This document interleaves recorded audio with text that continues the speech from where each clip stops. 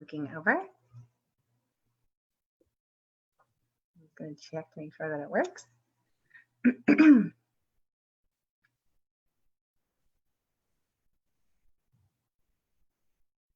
And we are live. Hi, Mighty Blaze fans. I am your on-air host, Sara DiVello, and I am here with a wonderful Mighty Mystery interview with Michael Elias, here to tell us about his brand new book, You Can Go Home Now.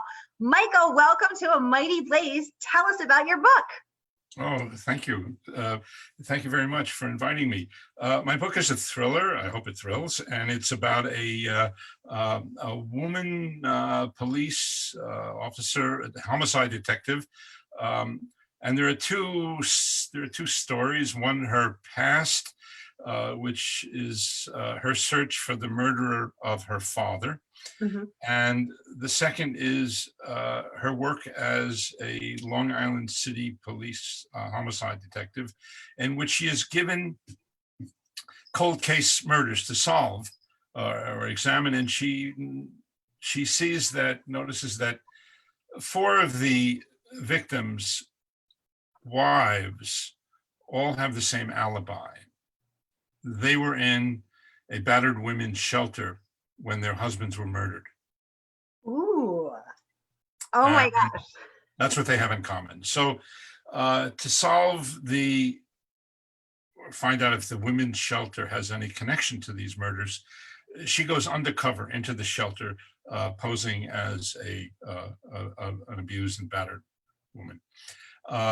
In the meantime, she never gives up her search for the killer of her father, who was a doctor at Planned Parenthood and was assassinated by a right-to-life fanatic.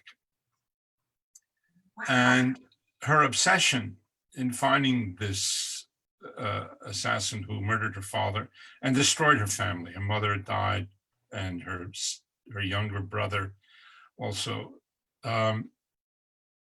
involves her obsession with revenge. She's not interested. She's only interested in finding him and killing him. Mm-hmm. And that reflects, and I was interested in our fascination as it's in our DNA, our own obsession with revenge, our heroes. When we see Denzel and Liam Neeson and Bruce Willis and Clint especially, those movies don't end in trials. They end with the bad guy being thrown out of a window or shot or whatever it is. And so they're out for kind of a personal justice, and we love that. We admire it, and yet there's the contradiction, which is we are told that is not right. It's vigilantism. The state dispenses justice, not the person, and so forth. So that's what the novel is about. And somehow, I think, or I hope artfully, I managed to bring these 2 stories together. So, Michael, that sounds amazing. I love everything I'm hearing right now. I'm fascinated, right? Because everything you said is so true. We are fascinated by the concept of revenge, of the concept of doing it ourselves, of exacting revenge, of an eye for an eye, of getting even, of making it right. Yet we are told this is wrong. Oh my gosh, I cannot wait to read this book. And thank you also for, first of all, creating a powerful female lead. I love that. And thank you for addressing this very real and very painful problem that we have about beliefs around right to life and fanatics, and taking that on with the murder of your lead character's father at a Planned Parenthood. You're addressing so many important issues. Our audience is saying this sounds so good. Yes, thank you, Laurie. I think so too. So tell us, why this book? Why now? Well, I mean, they're just going back to, violence against women, which is basically the whole subtext of the book and the subject of the book. Violence against women's medical providers is also violence against women. Yes. Oh, that's so well said. I'm going to tweet that later. That's a tweetable Yeah. because it's so true. It's so true. And thank you for addressing that. Yeah. Thank you. So there are heroes, George Tillman, and so many people who are working in this most dangerous profession of providing healthcare for women. So okay, so that's the one part of it. Well, let me get back to the question, which was why this book? Why now? Well, I started the book, I guess, a couple or maybe 3 years ago. And at the time, it preceded, I think, the Me Too, but there was still a lot of press, and it was in the air about the violence against women and abuse. And I think it was all coming out about the NFL and football players and athletes, and then so I got into it, and I started reading and talking to some people, and said, I think this is something I'm interested in, and I'd like to write about, but how can I write about it, pardon the expression, as a thriller? Yeah. And that's what I did. And then I had this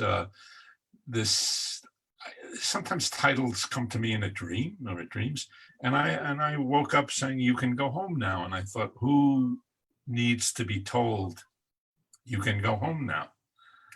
And I thought, well, all right.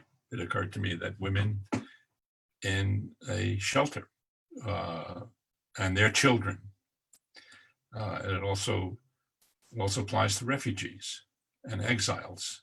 So yes. They're sweet words, and it's a good thing to hear them when you can. Yeah. And I think it's so interesting that you said refugees, because women in shelters are refugees from their own home. Right. And right now, because of the virus, all over the world, the women in abusive relationships are confined to their homes, and they can't get out, and they can't go. And of course, there aren't enough shelters, and so it's gotten worse, actually. Yeah, you're so right. And I've been reading a lot of articles about that. And again, Michael, thank you for taking on all these deeply important issues in such a fascinating, readable way. Thank you. We have a question from the audience. I'm going to get to that in one quick second, but I have to share some of your incredible accolades. So, Michael, you have received a starred review from Booklist. They say, in a rousing climax, Elias, author of The Last Conquistador in 2013, deftly ties together the plot threads of Nina's personal quest and her current assignment, a compulsively readable thriller that could take Elias to another level of acclaim. What a rave review. I have to go on. Steve Martin says, Elias is so conversant with the mindset of criminals, cops, and trigger pullers, it makes me wonder about his personal life. This is a compelling thriller that has the rarest of qualities. What's going to happen next? Oh my God, amazing review from Steve Martin. Publishers Weekly says, Elias does a good job of conveying a painful reality.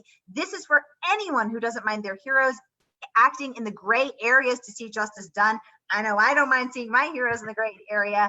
Jessica Anya Blau says, Elias writes women like a woman. Oh my God, that is high praise. And I have to say, not many men do. So that's amazing. And he writes a police thriller like a former cop. Wow. You Can Go Home Now will keep you up at night, breathlessly turning the pages until the riveting end. I couldn't put this book down. Elias has masterfully written a moving and terrifying story that feels so potent and current. I can't believe something like this hasn't shown up in the news yet. Wow. Ellen LaCourte says, You Can Go Home Now is a thrilling examination into the power of revenge. I had several gasp out loud moments while reading. Fascinating characters and a deep dive into the gruesomeness of domestic violence infuse this page turner throughout, and there's a twist at the end that you will never see coming. Michael, wow, congratulations on all of this incredible acclaim. I'm so excited to read your book. Tell us, well, first I have so many questions, but I want to get to a question from Laurie, who's watching us right now on our Facebook page. She said, did you need to do a lot of research for this book? Yeah, tell us about your research process. Thank you, Laurie. Well, I couldn't go into a women's shelter and they wouldn't let me in, and it's understandable. There's a lot of literature. It's accessible, a lot of articles, a lot of first-person testimonies, and then as for police procedures and all that stuff, again, research, but also I'm of the school of first make it up and then find out if it's true. So, and there's a lot of going back and seeing if it's true. Anyway, let's see what, and the other research into, and then, the internet now, I mean, to do research, it's amazing. If I want to have my character order a pizza, I can pick out a pizza place next to her, and I can download the menu and tell her and find out exactly what Antonio's Pizza is making that day. So it's incredible. It's incredible. It really is. That's such a great question, Laurie. Thank you for asking it. And Michael, clearly, whatever you're doing is working to get these kind of reviews, that you write Women Like a Woman, that you write a police thriller like A Former Cop. Wow. I think we're all so excited to read this. So, tell us more about your writing practice. Do you rise with the sun? Do you flow effortlessly to your desk? Do the words pour out of you? Or are you sort of like Hemingway, clawing them out of your body, making your fingers raw in the process? Are you a night writer? Tell us, what's it look like, your process? I'm an avoider. I would say that I spend as much time as possible doing things to avoid writing, and when I run out of doing those things, I am left with no choice but to sit down and write. That's a little flip, but I would say my best hours are in the afternoon. 3 to 7 is really good for me. I've never in my life awakened at 4 o'clock in the morning to write. When people say they write 8 hours a day, I say, how is that possible? My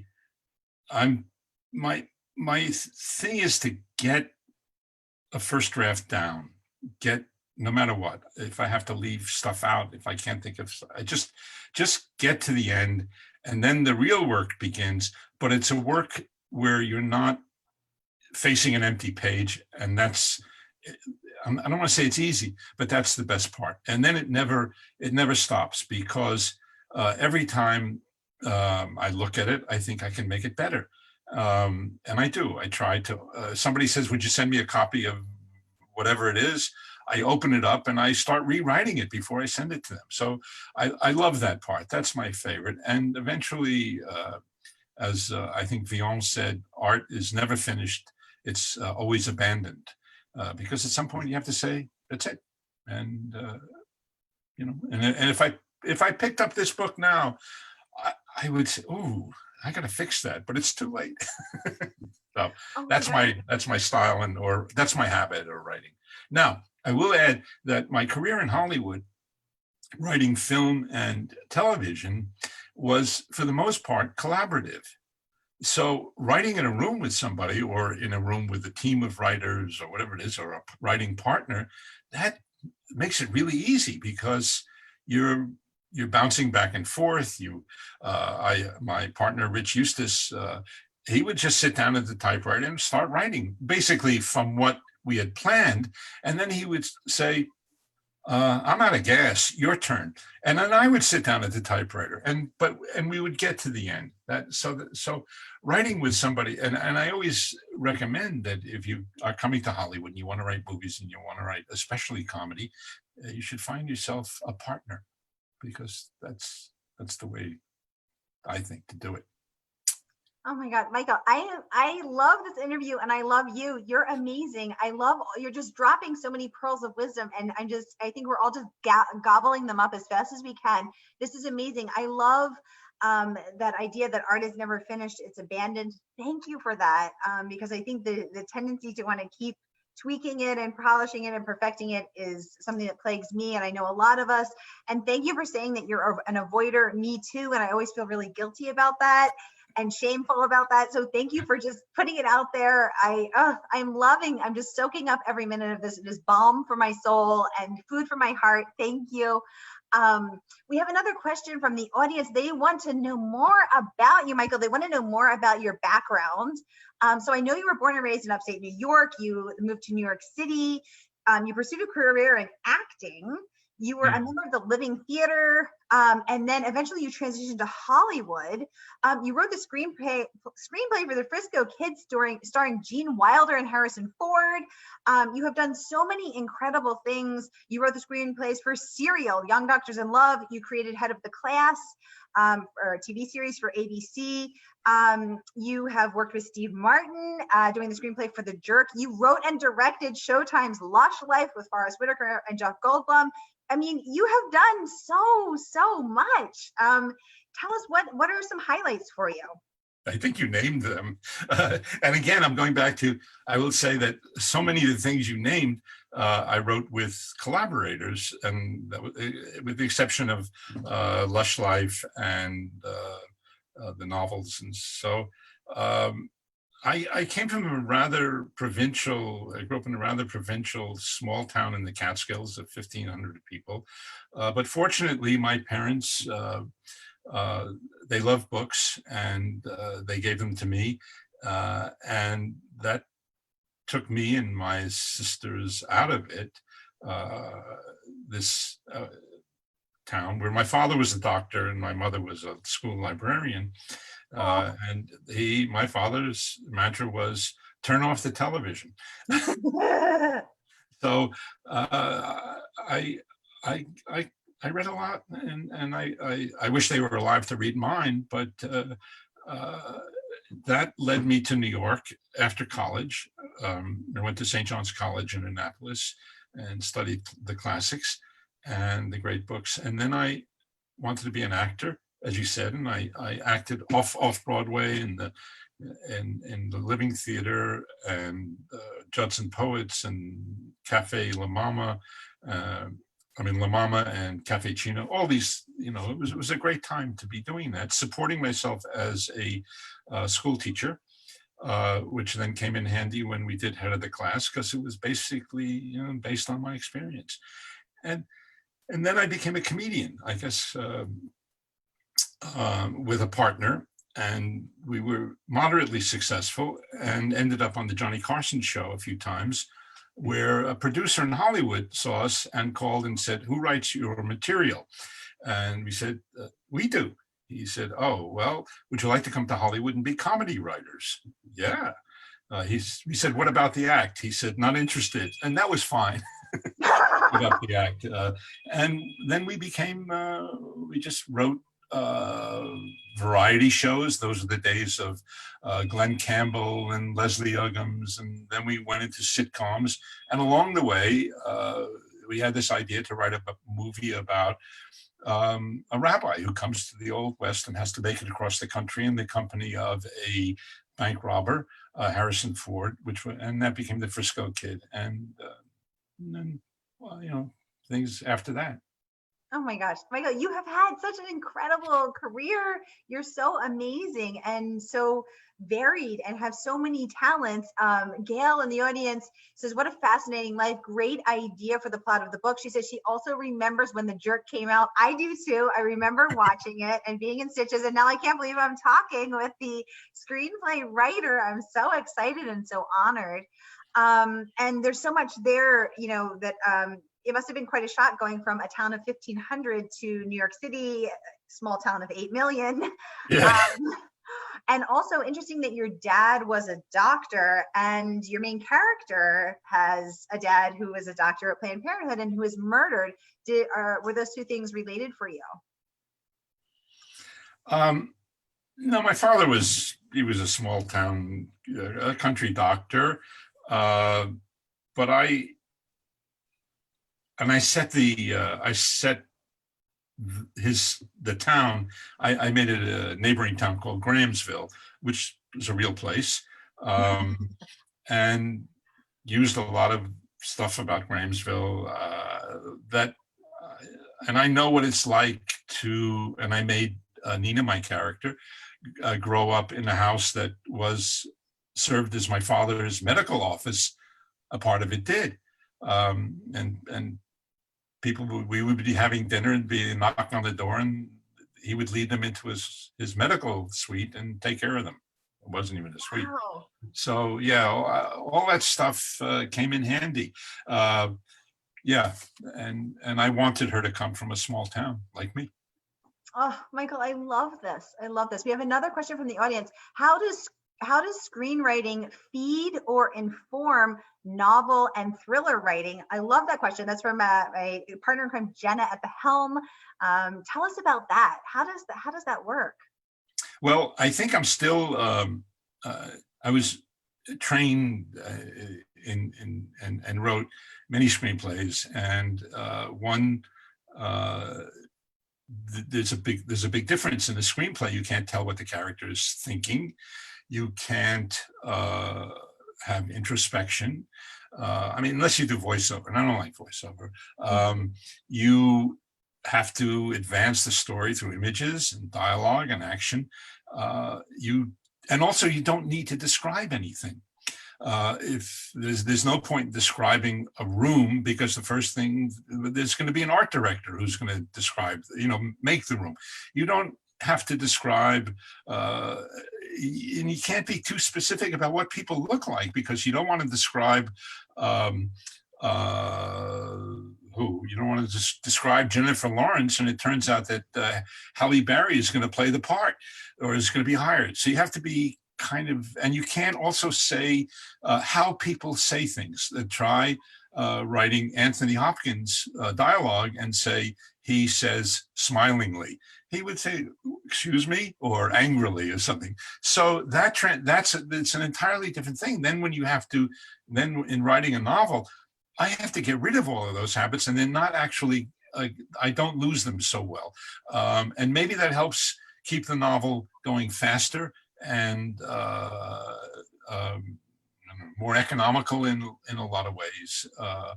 But that's the struggle for me to kind of abandon some of my screenwriting habits for novel habits. And screenwriters are minimalists, and novelists are maximalists. Ooh, that is such a good point. Actually, my best friend's wife does movie trailers, and my best friend is a novelist. And so it's so funny because Charlotte, her wife, she always says she has to take a 2-hour movie and put it down to 1:30 or 2-minute trailer. Yeah. So she has to compress. And then Amy and I are doing the opposite. We're trying to take the seed of an idea and then make it into a 300-page book. And it's so fascinating that you have both of those skills. Yeah. Wow, it's zooming in and zooming out. This is so it's, my brain hurts thinking about it. It's so fascinating. We have another question. Why the transition from screenwriting to thrillers, or do you still do both? I have screenplays that I want to see produced, but I'm not writing screenplays anymore. I'm really committed to novels and short stories, which I really love. But I think screenplays, no. The thing is, Carl Reiner once said, when you're young and stupid, you get an idea and you write it. Then when you get older, you get a good idea and you say, I don't know who's going to play it, who's going to produce it, who's going to direct it. And if you're experienced, how hard it is to get a movie going. But I don't want to say stuff in the drawer, but I have a few projects that are in various stages of development, from indifference to interest. Michael, you're very funny and very insightful. Another question we have right here coming through is, what is, if any, is the relationship between comedy and writing?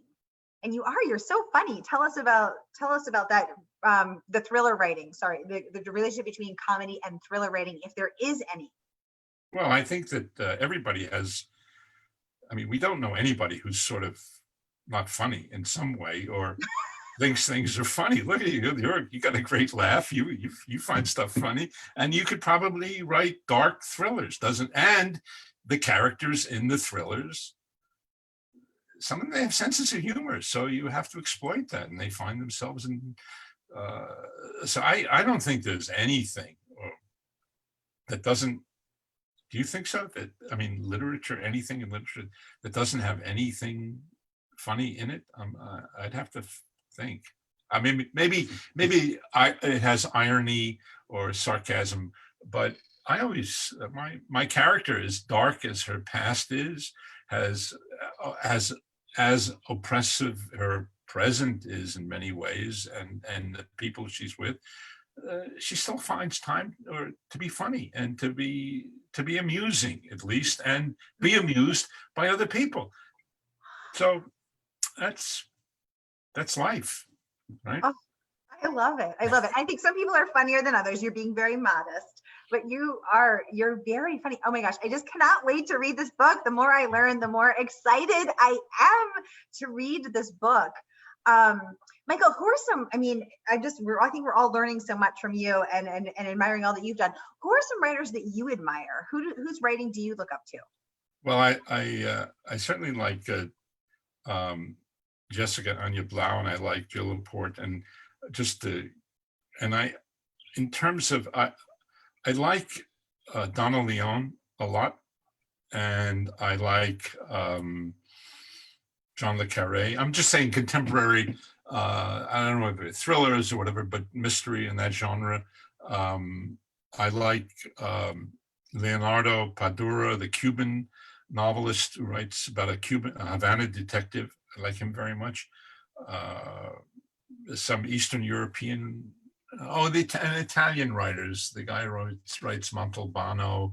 I know I like Italian writers. Yeah. So I read a lot, and I read, and then I have my nonfiction interests, which are mostly history. For some reason, I'm not interested in biographies too much, but I do like history.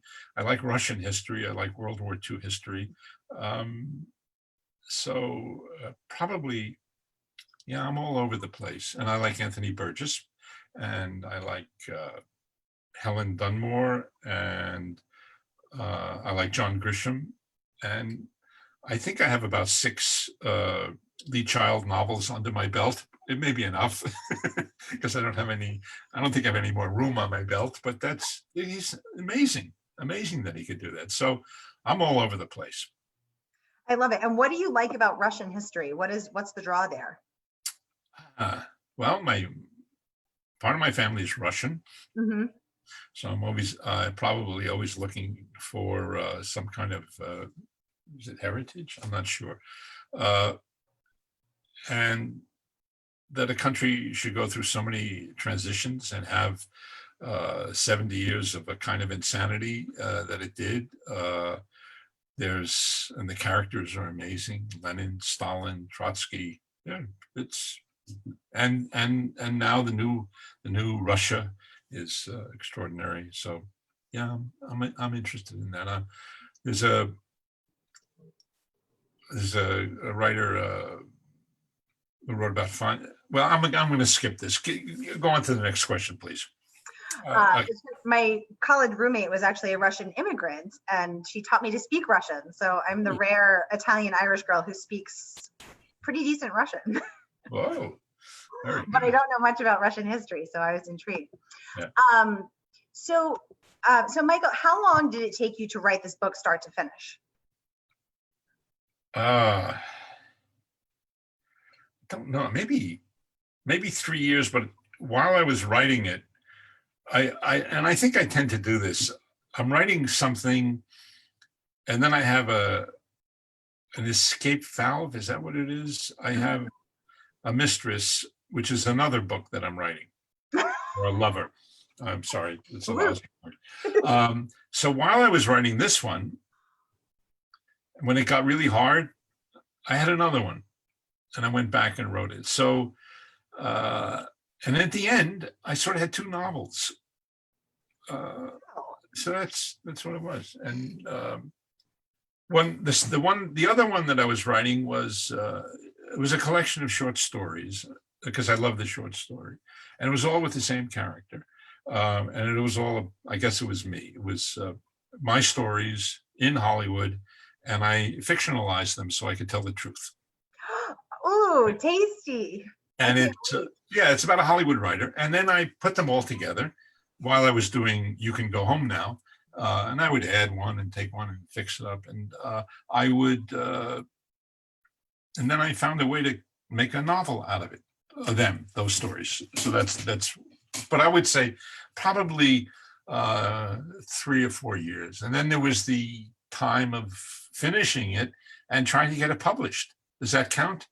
That was Yes. a year and a half or 2 years. Yeah, that was a tough one. Michael, now I think everyone is clamoring to know, what is the Mistress novel? We would like to know, they say. Tell us Oh, about it's called, Mistress. yeah, it's called a Hollywood love story, and it's about a writer who he's sort of a he's again it's modeled, I suppose, on me. But it's a writer who tells his stories, his adventures in Hollywood. He's a kind of, I mean, you can say Larry David, but not neurotic like him, and also much more political. So he gets involved in anti-war, the anti-war movement. He gets involved in this. What else? It's the rise of CAA and Mike Ovitz. It's the transition from, it's the AIDS panic. It's a lot of stuff, and he's a vampire in the sense that he doesn't age, even though the years of the novel go over 30 years, and he always stays the same. So he can have these adventures and always be the perfect age. I love it. So is the Mistress published as well? Is it out now? No, it's waiting to be. I think I'm just I'm doing another one, another thriller at the moment. So is this now the Mistress of the Mistress? Yes. Okay, Michael, we need you don't to want to use share that. your I don't want to use Mistress. that word. I retract that word, please. Okay, we need this short story collection, formerly the Mistress, now the Main Squeeze. We need to know, because now we know it's a true story. Everybody at A Mighty Blaze, you heard it here first. Everyone who's watching, you heard it here first. Michael's fictional short story collection about the writer in Hollywood is actually totally true. So I think we cannot wait to get our little mitts on this book. Right. We're There's so one excited. story, although there's one story or chapter where he goes back in time and he meets Marilyn Monroe and falls in love with her before she's a movie star. So we can assume that is the one that is not true. That's right. Oh my gosh, I think this is fantastic. Do you have a favorite short story writer? Well, I would have to say F. Scott Fitzgerald, who wrote the Pat Hobby stories that I modeled these on. Then I would say John Cheever, and who else do I like? Short stories. John O'Hara. I guess that's that generation. Who else? I don't know. That's it for now. Gail in our audience, I think, is echoing all of our thoughts, saying, I hope it gets published, as I would love to read a Hollywood love story. Gail, you are all of us. We cannot wait to read this book. This is fantastic. Thank you for sharing that. The title, you said that it arrived to you in a dream. Tell us more. So before we went live, John was sharing that he's actually a yogi, as am I, a yoga teacher. And so tell us about this dream that came to you and gave you this title. I don't know the dream. I just know I woke up with the words, "You can go home now." Then I once had a dream where I was in Peru and I dreamed about Incas, and I said and I had come back from Peru, and that's what gave me the idea of writing about an Inca city that's alive. So yeah, we have to, I mean, dreams are great. I don't keep a notebook. I look forward to them, and if I'm lucky, I remember them. And there's always something good, because after all, we create our dreams, right? We're the movies we make in our at night in our head, and we have to cast them and write the screenplay of them and see what happens. So I came out with a title. You can go. No. You are the first person I've interviewed who said their title, and I always ask about the title because I'm fascinated by titles. You are the first person that has told me it came to them in a dream. I love this. This is so cool. This is just, I absolutely love this. This is fascinating. So Michael, what is some of the best writing advice that you have learned that you can share with us? We have a lot of writers in the audience. What are some of the best writing advice you have gotten? And also, have you gotten any that was the worst and you just think that people should disregard it? Okay. I think, by the way, I think there's a chapter in the book where Nina, the heroine, has to make up a life, and she asks a writer to help her with it. But you have to read that in the book. I would say, try to get as much of a first draft as possible and then go to work. Do not write meticulously and make sure the first page is perfect and every sentence is perfect. I would just keep going and get it all down as fast as possible, and then go back and start the real work. The second thing is memory is more important than inspiration or creativity. I think, for me, it is to remember characteristics, conversations, faces, stories, collect stories that people tell you, and steal them, and steal people's lives that whom you know. So you can. That's all your. That's your memory bank, and that's to be used when you write. And I think when people say, that Chestnut, write what you know, it's not as much write what you know, but try to write. If once you get your story and stuff, try to mine that, your memory bank, and that will help you. And another thing is, listen to conversations, become an eavesdropper, and listen, and let's see what else. And then find the time that's best for you to write. And and one other thing, get a job so that your writing time becomes more precious and valuable. If you have, and also it's very hard to make any money in this as a writer, especially as a novelist, which I'm finding out. But it's really important to have something that you can fall back on or keep you alive, because otherwise you're writing to make money, and you should write to write, and later on worry about the money. Somebody once said, when you're writing, it's all about the art, and when you finished, it's all about the money. And so, I mean, Hemingway had jobs. They were journalists in those days. He was a reporter, and that's what they did. Or they sold short stories to magazines. And there are so many writers who are lawyers. And so anyway, that's the thing is, and that'll make your writing time more valuable, and you'll take it more seriously.